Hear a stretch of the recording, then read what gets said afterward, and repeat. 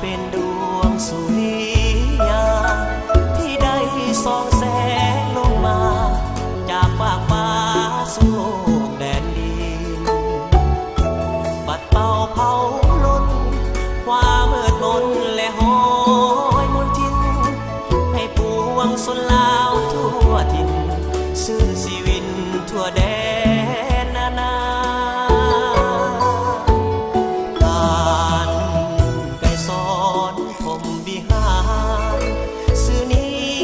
ต้องมานาน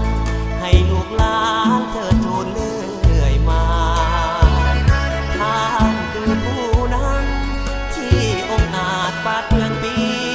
ศาจนำเอาแสงสีทองแงงกามาสู่ป่าซาได้อยู่สุขี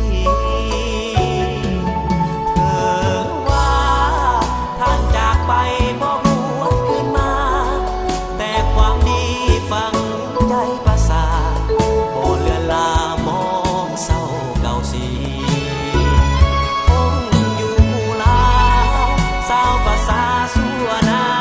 ตาบีเป็นขวัญใจภาษาลาวีผู้ชีวิตสัวกาลนา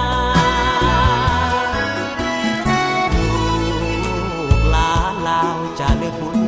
คุณขอส่งพรส่งบุญให้ดวงวิญญาณสู่สวงสวรรค์ตราบสู่ดินฟ้าสาวภาษาขอปฏิญาณจะสร้างแปลงดินแดนเมืองบ้านให้รุ่งเรืองเจริญถาว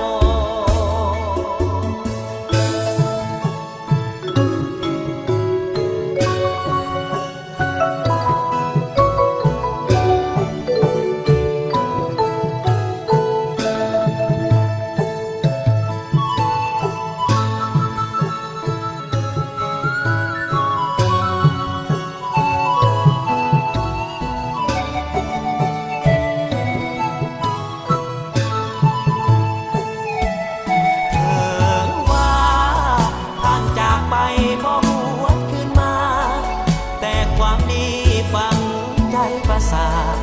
บ่เลือนลามองเศร้าเก่าสีคงอยู่ผู้ลาวสาวภาษาสัวนาตาบีเป็นขวัญใจภาษาลาวี